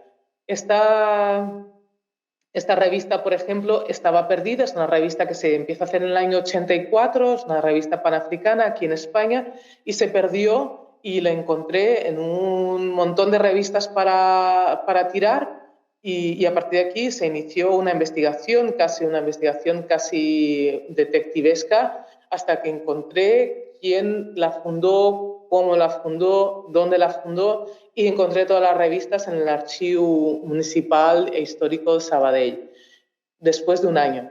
Entonces, esta labor de rescate es una labor también de detective y es muy interesante para poder generar un archivo. Otro de los elementos es las conversaciones, ¿no? De estas comunidades de memoria que está, por ejemplo, hicimos esas conversaciones en el marco de la exposición Arxius Negras, fragments de una metrópoli anticolonial que se hizo el año pasado durante la Bienal Manifesta 15 y a partir de aquí fue muy interesante ir hacia esos lugares donde había llegado mucha población negra a mediados de los 70 en el Maresma, por ejemplo, para trabajar en los campos y cómo a partir de aquí empezaron a venir muchas familias y se empezaron a crear espacios de convivencia que estaban esas memorias dispersadas en las casas familiares y con estas conversaciones, estas comunidades de memoria, lo que se ha pretendido es crear unas cartografías y a partir de las cartografías ir generando esa materialidad. Por ejemplo, alguien dice, no, nosotros nos encontrábamos en la fábrica Juliette Bury. En esa fábrica pues hacíamos todos los encuentros sociales, bodas, bautizos. Cuando había un cantante que venía del continente africano, pues nos encontrábamos ahí. Y a partir de aquí se activa un dispositivo que es buscar fotografías, buscar vídeos, buscar documentación para crear un pequeño archivo que sea testimonio de la existencia de ese espacio. De hecho, lo que encontré fue un VHS maravilloso con no solo ese espacio, sino con todos los encuentros que hacía, por ejemplo, la Asociación Musamolo en el Maresma, y es un archivo que es valiosísimo y estaba en casa de un señor perdido, carcomido, y que lo que hicimos es digitalizarlo y, por lo tanto, preservarlo. Y con esto quiero acabar y conectar un poco con lo que ha ido comentando Raquel, y creo que es muy interesante esta idea de inmortalidad, que le doy las gracias a Raquel porque no había pensado el archivo desde ese lugar, pero sí que el archivo es una forma de perpetuar, ¿no? Archivo de perpetuar esas existencias, de inmortalizar las existencias, porque guardas los registros, los testimonios, los artefactos que permiten después inmortalizar esas voces, esas experiencias, esos hechos, que permiten crear una genealogía y por lo tanto las generaciones venideras no empiezan desde cero, sino que toman el relevo. Por otro lado, generan una memoria colectiva y una inmortalidad también simbólica. Y esa inmortalidad simbólica tiene mucha importancia porque la existencia negra o las existencias en los márgenes trabajan mucho con cuestiones simbólicas, no tanto materiales. El simbolismo es importante. De hecho, cuando alegamos o cuando trabajamos con cuestiones identitarias, que yo no estoy tan a favor, pero sí que estás apelando a lo simbólico y es extremadamente potente para poder reclamar una existencia o un espacio de representatividad en una sociedad. Y también permite crear ese espacio de las genealogías, de las luchas, ¿no? Y no invisibilizar como si fueran personas menores, con todo el peligro que existe de narrar la existencia negra solo a través de la lucha, ¿no? Somos sujetos que estamos para reivindicar nuestra existencia. Pero también somos sujetos de existencia, es decir, somos personas humanas que hacemos cosas, ¿no? Como decía Rajoy con respecto a los catalanes, hacemos cosas. Entonces hay que ir encontrando el equilibrio de esa inmortalidad simbólica con la memoria colectiva y construir esa narrativa plural y compleja de la existencia. Por último, hay otra cuestión, es el archivo y la atemporalidad que sobre todo se ve en el legado de la esclavitud, como esa atemporalidad es necesaria y también es necesaria para deconstruir esos archivos, cómo están guardados, cuestionarlos y sobre todo llevarlos al presente y preservar esta idea de futuro. Y ahí ves también cómo opera o cómo ha ido operando ese poder colonial y la política de la memoria, cómo ha ido ocultando y puedes poco a poco desempolvar, ¿no? las formas que el poder tiene de ir ocultando existencias, de ir menospreciando, inferiorizando, y es un espacio absoluto de toma de agencia. Y por último, que aquí ya conecto absolutamente con lo que hicimos en el IBAM, en Valencia, que era uno de los socios o partners de España Negra, que nosotras lo que propusimos era mostrar los resultados de la investigación, no con un informe, sino a performativizarlo. Y lo que propusimos es inmortalizar, ¿no? esas existencias fragmentarias en el territorio español a través de un acto performativo que son las invocaciones ancestrales, y de hecho podéis ver lo que está colgado en YouTube. De hecho, la que está grabado es el acto del IBAM, y es muy interesante esta forma de uso del archivo, de la inmortalidad, que está muy relacionado también con el pensamiento de Christina Sharp y Saidiya Harman, que es rescatar el archivo dando vida a estas existencias y agencia, y no dejarlas solo en un acto de violencia.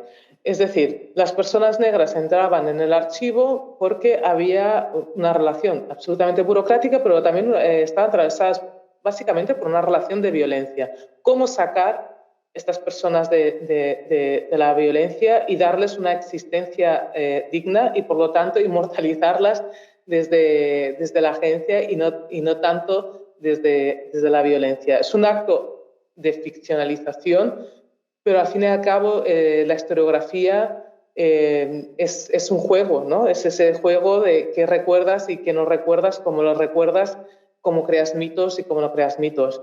Y por lo tanto, yo creo que un proyecto como este lo que pretende es, aparte de rescatar, inmortalizar, es mitificar y crear unas narrativas que sostengan esas existencias y permitan a las generaciones futuras trabajar desde otro lugar y trabajar absolutamente desde la pertenencia sin pedir permiso a nadie.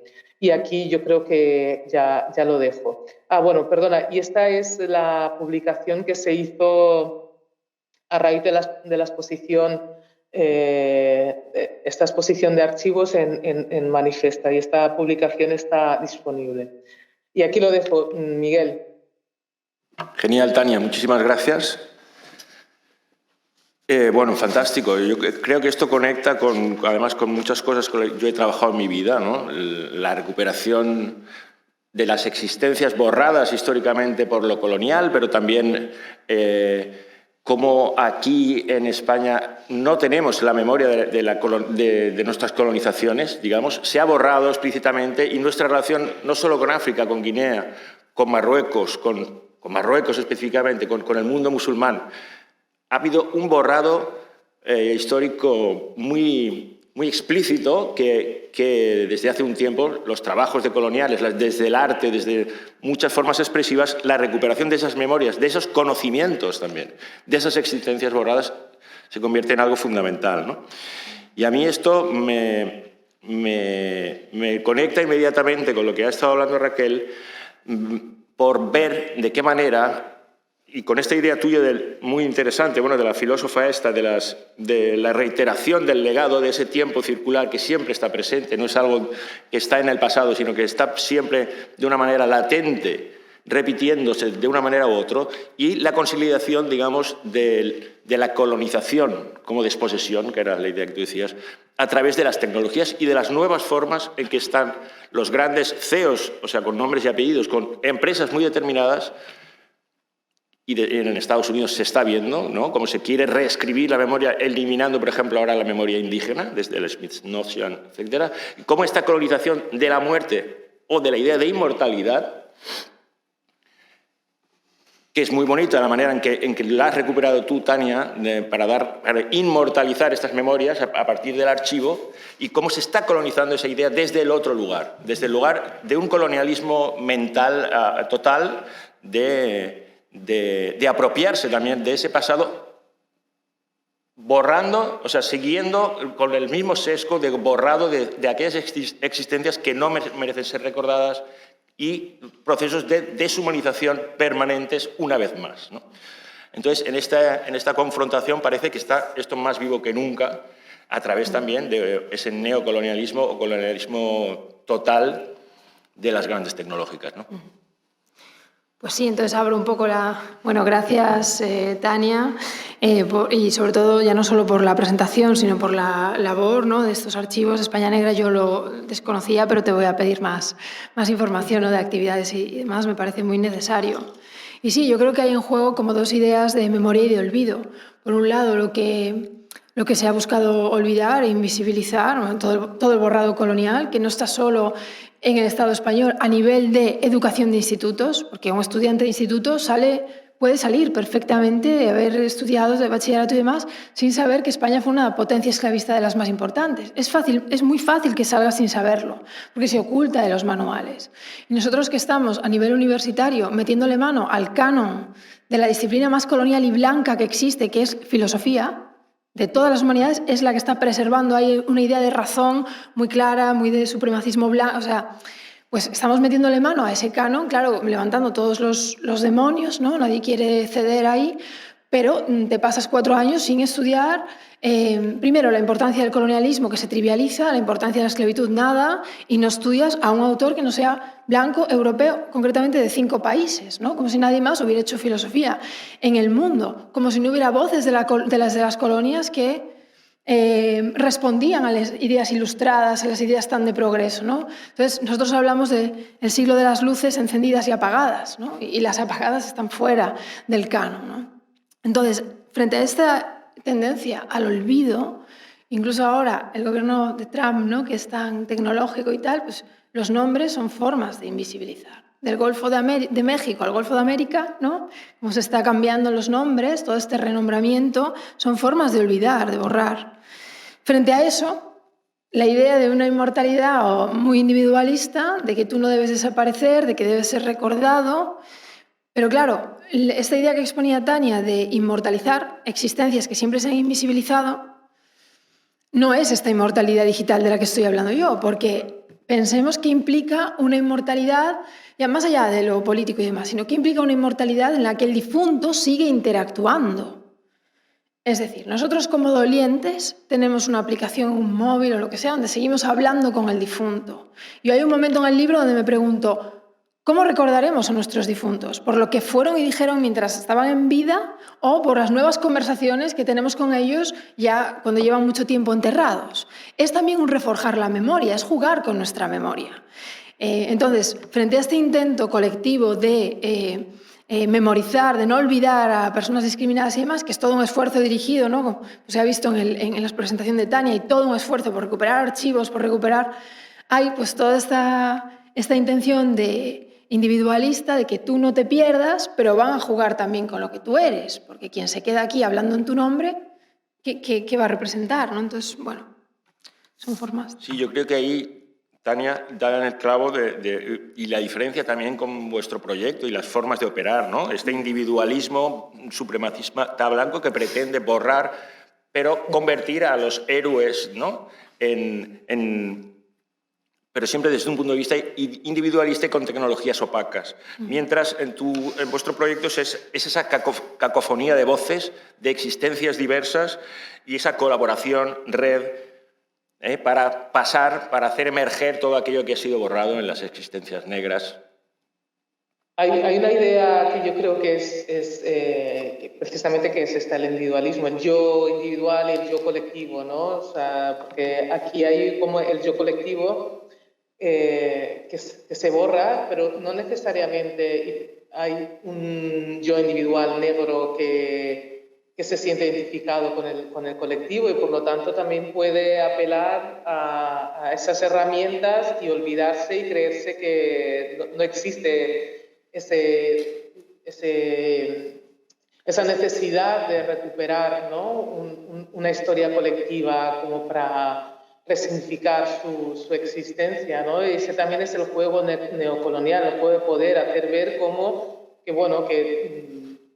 que tú ya está, tú eres un ser más, todo lo que es la esclavitud, un ser del presente, perdona, la esclavitud es algo del pasado, la colonización es un acto del pasado y ese borrado que están haciendo en el gobierno de Trump de una manera muy descarada, que es prohibir una serie de libros en las bibliotecas, pues es ese acto, ¿no? De decir, bueno, yo voy a...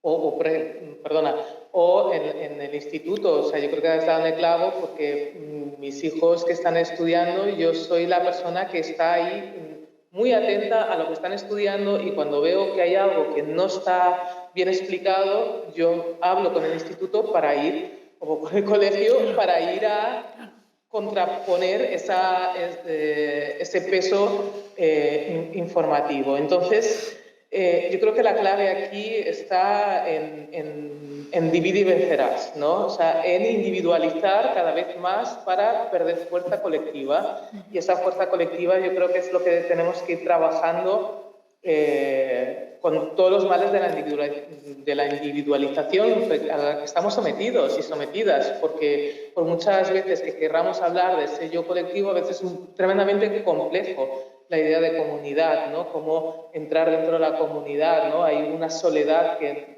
nos atraviesa, que al final es con lo que entiendo que juega, ¿no? Porque sabe que estás sola y antes lo has comentado, Raquel, que es cómo se vive ese duelo, ¿no? Ese duelo cada vez más es un duelo de pocas personas y durante 2 días y todo el mundo te apoya durante 2 días y después todo el mundo se olvida de que eso pasó y cada uno sigue haciendo su vida, ¿no? Entonces es ahí cuando operan esas herramientas y te atrapan, porque cada uno va haciendo su vida y ya no hay ese acoger. Un ejemplo, hace poco se murió un tío mío en Lisboa, estaba de viaje, y la relación de la muerte y la implicación de la familia a mí no me deja de sorprender, porque se viajó a donde estaba, se acompañó cuando, mientras él estaba en Lisboa, pues en Mozambique había pues toda una serie de mujeres que van al lugar donde está la exmujer, o sea, hay una congregación y hay como durante casi 2 semanas una relación del acompañamiento. Entonces, mi pregunta es, para ti, Raquel, ¿esas herramientas en un contexto no occidental funcionarían? Porque son herramientas que tienen que ver con una cierta soledad, ¿no? O sea, es decir, en Mozambique la muerte está muy asumida y después hay un acompañamiento en el proceso de la pérdida. ¿Esas herramientas no son básicamente occidentales? Y también de Asia Oriental, es decir, de China, Japón, sobre todo no solo se están diseñando desde ahí, son occidentales, pero también en China y Japón hay mucho uso de estas herramientas, tanto de diseño como de público. Sí, yo creo que si calan estas herramientas individualistas en culturas que tienen esta tradición de acompañamiento, será a base de socavar esas tradiciones, a base de imponer individualismos. Estoy pensando también en India, que es una cultura que yo tengo más cercana, porque allí la muerte está tremendamente asumida, ¿no? Y hay todo, bueno, depende de la zona también, ¿no? India es un mundo en sí mismo. Pero depende de la zona, pues hay rituales, hay acompañamientos, y en fin, también hay mucho gusto por la tecnología en India. Entonces, esto está de momento conviviendo de forma ambigua, pero yo creo que en el momento en que si cala este mercado y demás, lo hará dilapidando estas tradiciones colectivas, ¿no? Sí, finalmente es parte de la pretensión, ¿no? Por un lado, culturalmente en Occidente hay una paradoja a partir del siglo XIX, tú lo has dicho, esa negación cultural de la muerte, y luego unas necropolíticas activas, unas políticas de muerte activas permanentemente en sus políticas, ¿no?, exteriores. Si os parece, vamos a abrir el diálogo al público. Si alguien... Está ahí el micro, ¿no? Es lo que yo... Ah, vale, yo lo buscaba. Si a alguien le apetece intervenir, plantear alguna cuestión.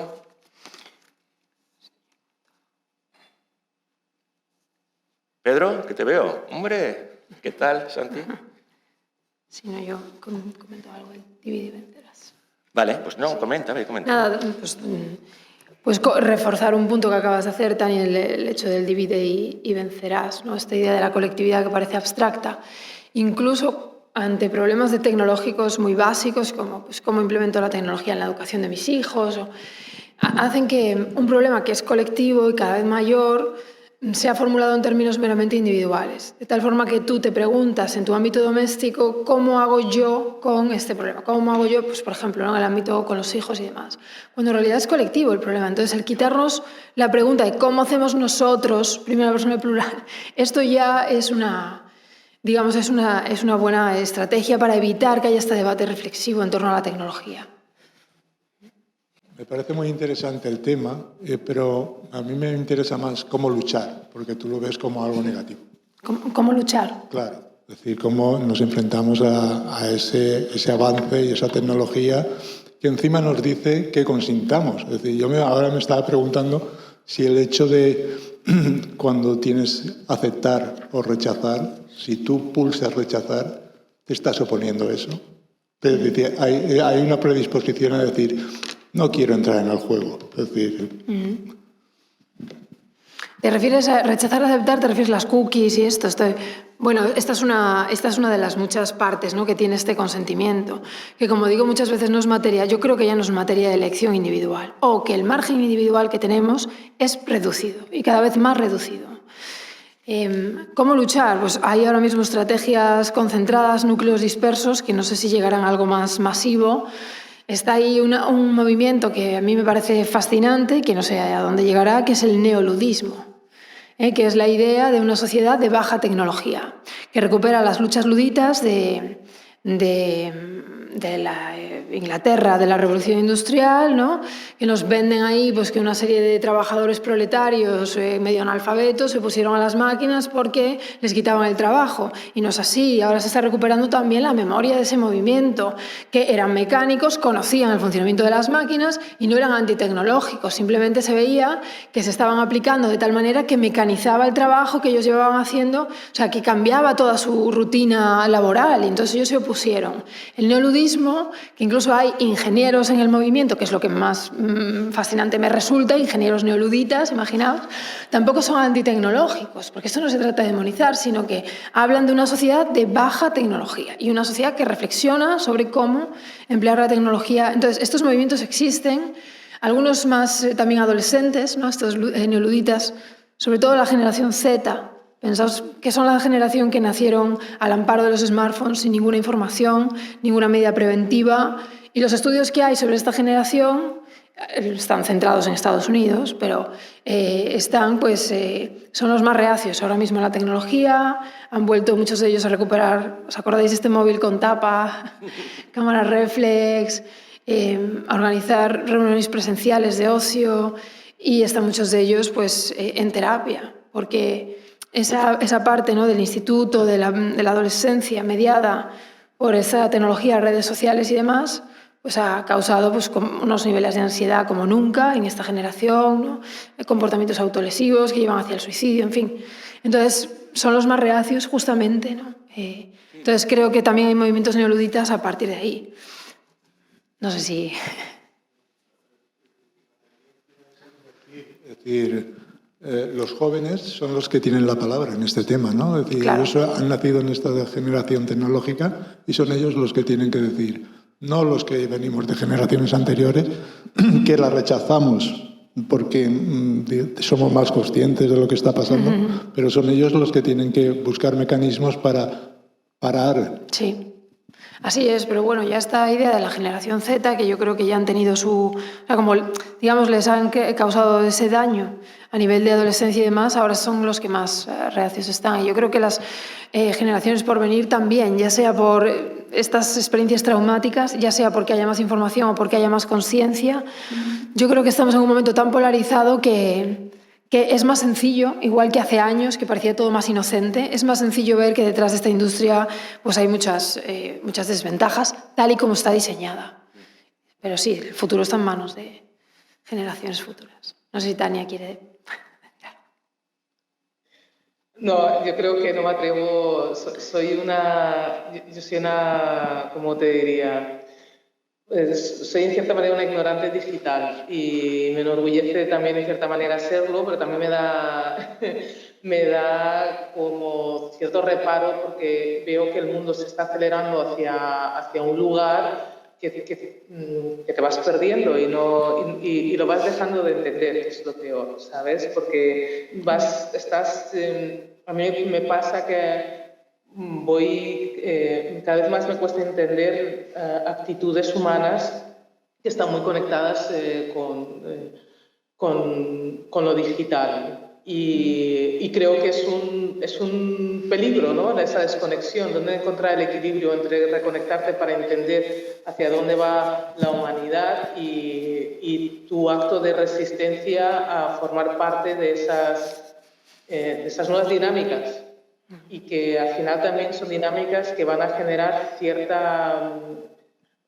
o van a aumentar más las desigualdades entre las poblaciones, entre quien tiene acceso a esas herramientas y quien no. Entiendo que dentro de esas herramientas empezarán a costar un dinero, ¿no? Que ahora hay muchas que son abiertas, pero cada vez más van a generar un gap muy fuerte entre la población mundial. Pero, no sé, a mí me queda muy grande, tengo que decirte. Estoy además cada vez más con el archivo analógico y me siento muy cómoda en el archivo. Claro, sí.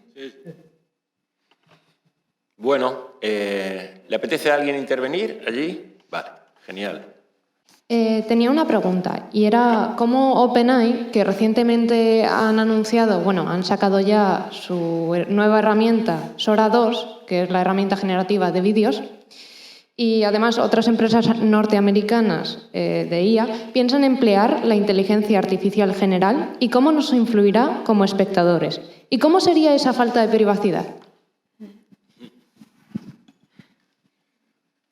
A ver, yo creo que lo de la inteligencia artificial general es un bulo de marketing. Muchos analistas, ingenieros y tal lo dicen, que hay una inflación.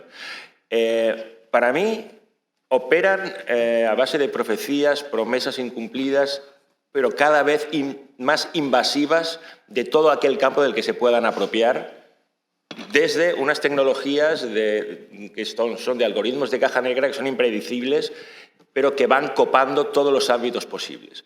Ellos no son capaces de saber cuál va a ser la evolución de la inteligencia artificial, los ingenieros lo saben.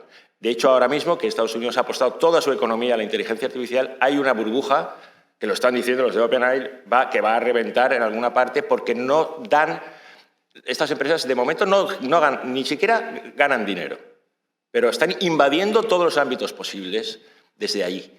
¿Cuál es el uso que van a hacer? El uso más invasivo posible. Yo realmente no veo otra estrategia que la de la invasión absoluta sin poder saber realmente hacia dónde van, porque tecnológicamente no lo pueden predecir. Bueno, no sé, si nos fiamos de quienes están detrás, ¿no?, de esta utopía de la inteligencia artificial general, OpenAI es uno de ellos, ¿no? Lo buscan pues, para mejorar. Todo para mejorar, es todo para el progreso, es todo. Si nos fiamos de los eslóganes, va de eso, pero también, como dije antes, hay un gran debate entre ellos, entre los financiadores, entre los sponsors, porque unos son como dos escatologías, la del que nos lleva al paraíso y la que nos lleva al apocalipsis, ¿no? Y alguno de ellos diciendo, aunque nos lleve al apocalipsis, vale la pena intentarlo, ¿no? Entonces, toman decisiones. Es verdad que hay mucho eslogan y que hay mucha venta y que hay mucho humo, ¿no? Pero también es verdad que hay un dinero enorme que se está invirtiendo. Es decir, están como con las dos, ¿no? Es verdad que hay un esfuerzo real por llegar a desarrollar esta inteligencia, que han llegado a mucho menos de lo que pretenden también, es esa fachada que quieren hacernos creer, y por el camino, pues, deshaciendo el planeta, porque la IA generativa, además, tiene unos gastos, un impacto a nivel ecológico, pero brutal. Y ahí está la investigadora que nombré antes, ¿no?, Timnit Gebru, que es del grupo de ingenieros que se opone a la inteligencia artificial general. Es decir, insta a todos los investigadores de esta área, todos los ingenieros, a detener sus investigaciones porque no hay, según los parámetros, dice ella, de ingeniería, no hay ningún estándar seguro para una supuesta tecnología que puede realizar cualquier tarea, no una específica, sino en general, mejor que un ser humano. Es decir, que desde los parámetros de la ingeniería no van a tener forma de supervisar eso. Entonces, ella es de las que insta a detener ya esta investigación, precisamente por no saber a dónde va, a qué va a dar lugar, ¿no? Entonces, Timnit Gebru es la que más está alarmando de esto, y ella habla también de estas fachadas, ¿no?, que se están creando, y de cómo en realidad, mientras hacen la IA generativa, el impacto ecológico innecesario, porque muchos de los usos que le damos a la IA generativa, que es lo que defienden Gebru y este equipo al que me refiero, muchos de esos usos se podría hacer con una IA que no es generativa, entonces causa menos impacto. Es decir, que ella misma nos invita a preguntarnos ¿para qué queremos la IA? ¿Vale la pena el impacto ecológico que hay detrás? Y la IA generativa es un peldaño a esta IA general, ¿no?, que el impacto ecológico va a ser mucho mayor. Entonces, mientras especulamos y soñamos, nos cargamos el planeta y etcétera, etcétera, ¿no? Sí. Bueno, eso, Santi, por favor. Sí, hola, buenas. Muchísimas gracias, Raquel y Tania y Miguel Ángel también, ¿no? Porque creo que en esta conversación se están poniendo no en contraste, sino en mutua alteración ciertas estrategias o dispositivos de estudio, ¿no? Y un poco para problematizar esto, ¿no? Entonces, a mí me gustaría preguntar, Tania, concretamente, ¿cómo articular o cómo armonizar, por un lado, la pretensión objetivadora de la historiadora que busca recoger en un archivo, digamos, las vivencias de las personas negras o racializadas, con la experiencia de una subjetividad negra que quiera ser olvidada, aunque esté o no esté afectada por silencio estructural, por vergüenza que casi que obliga a olvidar, ¿no? Entonces, un poco recogiendo esta línea o esta dialéctica, si la queremos, entre olvido y recuerdo, ¿no? ¿Cómo articular eso? Porque me llama mucho la atención cuando has contrapuesto, ¿no? Familiares de una persona que querían tirar ciertos elementos biográficos, ¿no? Y al mismo tiempo contrastaba con tu intención desde el estudio y de contribuir a una causa totalmente necesaria, ¿no? Me ha resultado bastante interesante. No sé si me explico. Creo que sí. Yo creo que hablaba de mi abuela, ¿no? Que mi abuela no tenía ningún interés en recuperar esa vida, ¿no? O explicarme quiénes son estas personas, y mi interés en recuperar todo ese imaginario. ¿Te refieres a eso en concreto? Sí, creo que sí. Vale. Yo creo que hay que entender que cuando alguien está llegando al final de su vida, quizás lo que no le apetece es rescatar personas que ya no están, vivencias que ya se fueron, y entiendo que ella quiera, y se tiene que respetar, ¿no? Que ella no quiera entrar en ese plano emocional, ¿vale? Pero más allá del plano emocional, esa imagen tiene una dimensión social, y cómo equilibrar, ¿no? Ese deseo emocional con el social, y sobre todo cuando alguien ya ha partido. Y es muy interesante tu pregunta, porque por un lado, el hecho de que alguien no quiera rememorar esas fotografías no significa que no las valore, ¿no? Y no significa que no quiera que las generaciones venideras tengan esa información. Simplemente esas fotografías tienen un significado que para ella pues es muy intenso, y que no tiene la capacidad de afrontar en aquel presente. Pero claro, ¿quién soy yo, ¿no? Para rescatar eso y para mostrarle a mis hijos que la familia era así? Pues supongo que soy alguien que forma parte de esa familia y tengo derecho. Pero después la siguiente pregunta es: ¿quién soy yo para mostrar esa fotografía en este espacio, ¿no? Y para hablar de estas personas que a lo mejor no quieren ser mostradas, ¿no? En este espacio, que a lo mejor yo, si les pregunto: oye, voy a mostraros en una conferencia en Valencia, te dicen: ¿pero qué dices? O sea, déjame tranquila, no me muestres. Y este es el gran conflicto. Sí, está muy bien lo que planteas, y es una cuestión que ha ido pasando en las conversaciones. Hay muchos materiales que yo los tengo y no tengo el permiso para mostrarlos públicamente, porque la gente no quiere que se muestre públicamente sus vivencias. Pero a la vez hay una necesidad de mostrar qué tipo de vivencias y colectivamente qué es lo que ha pasado. Y yo creo que es un equilibrio muy interesante entre lo que se puede mostrar y lo que no se puede mostrar, a qué se puede mostrar, qué no se puede mostrar.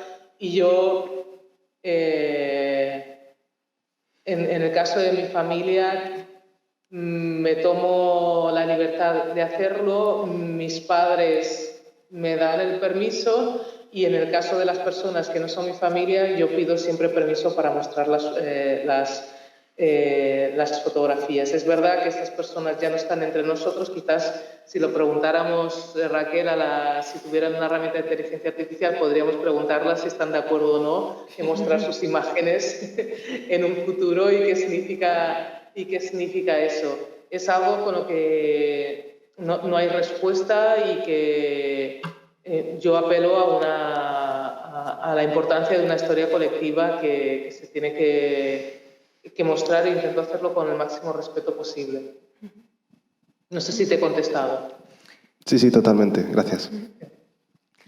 Bueno, pues ¿tú querías decir algo? Sí, bueno, pues sí, concluimos. Sí, dale. Nada, un breve comentario también pues para intercambiar contigo, Tania, porque mencionaste a Christina Sharp, que pues, yo la adoro, ¿no? Esa obra In the Wake, y a mí me me supuso un shock esa obra en su momento, ¿no? Que tiene ya unos años. Cuando entré, ella traza toda esta poética de la estela que tú has comentado, ¿no? Que es de Wake, pero es que en español estela no recoge todas las acepciones, porque es como el rastro que deja en el agua, ¿no? Un cuerpo que cae o el paso de un barco, es la estela.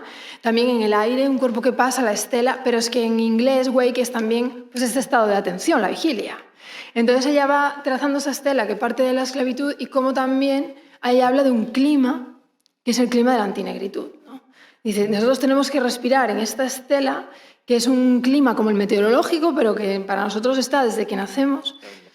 Y como ya hay un momento, Tania, que no sé si tú te identificas en tu labor ahora que estás haciendo todo este archivo de España Negra y demás, pero hay un momento donde ella dice que para hacer bien su trabajo tiene que ser anticientífica, que no puede seguir métodos científicos, porque no puede confiar en unos archivos que han sido redactados desde este borrado, desde este olvido, sí, todo muy riguroso, muy científico, pero ya pensemos cuánto le debe la medicina al imperialismo, a los barcos de esclavos. Muchos de los avances de la epidemiología vienen de esos barcos, pero en los informes médicos europeos no aparecen, aparecen como casos, ¿no? Entonces, es todo un archivo también del borrado. Entonces, hay un momento donde ella dice, no, si yo voy a hacer bien mi trabajo, yo no puedo seguir estos métodos tan rigurosos, ¿no? Tengo que ser anticientífica.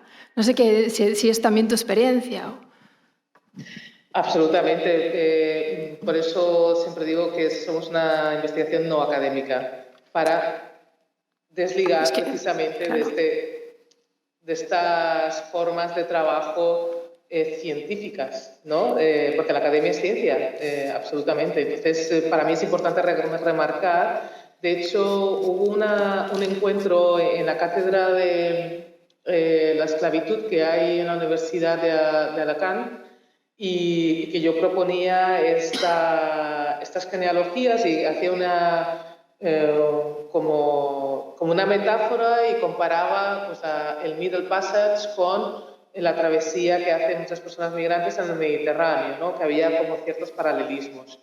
Y los académicos que habían ahí pusieron la mano en la cabeza cómo me atrevía yo, con qué permiso me atrevía yo a comparar dos cosas que eran totalmente incomparables, en contextos absolutamente diferentes, que eso era una barbaridad. Digo, ya, pues que yo me tomo pues, unos permisos artísticos para poder, para que se pueda entender cómo eran realmente las existencias negras. Porque si tú te vas a lo científico, son episodios absolutamente dispares y diferentes, ¿no? Y que no tienen nada que ver uno con el otro, pero hay una serie de paralelismos que se dan y que yo creo que hay que ponerlas en contextos. Es más, dentro de esos paralelismos hay no sé si conoces una mitología que es la de Drexciya, que la crea un grupo de Detroit que dice que todos aquellos... que todas aquellas mujeres embarazadas que son tiradas por la borda durante el Middle Passage,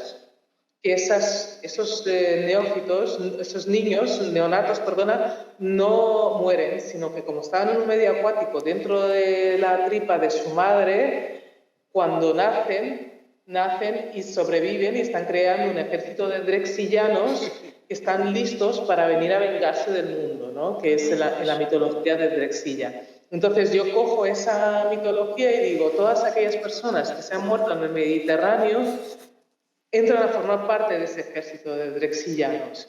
Y el Océano Atlántico está pleno de drexillanos dispuestos a venir a vengarse de la especie humana por todo lo que nos ha hecho. Y claro, todo esto a los académicos les parece que es una barbaridad, ¿no? Lo que yo estoy diciendo. Y a mí me parece maravilloso poder... pensar en el mundo más allá de los límites de la ciencia y de la academia, y son absolutamente necesarios. Entonces, estoy totalmente alineada con el pensamiento de Jacques. Fantástico, se piensa el mundo desde los mitos, desde la ficción también, absolutamente. Bueno, pues aquí este es un espacio académico, pero que acogemos este tipo de propuestas no académicas con todo el gusto. Y además os proponemos... Es una lástima, Tania, que no estés aquí. Ahora vamos a salir a tomar algo, compartir y poder charlar un poquito. Así que te agradecemos muchísimo tu presencia y todo lo que nos has narrado, maravilloso. Y Raquel, muchísimas gracias también. Nos vemos el sábado que viene, si os apetece. que hay el último encuentro de Mundos por Venir de este año. Y bueno, muchísimas gracias. A vosotros. Hasta pronto.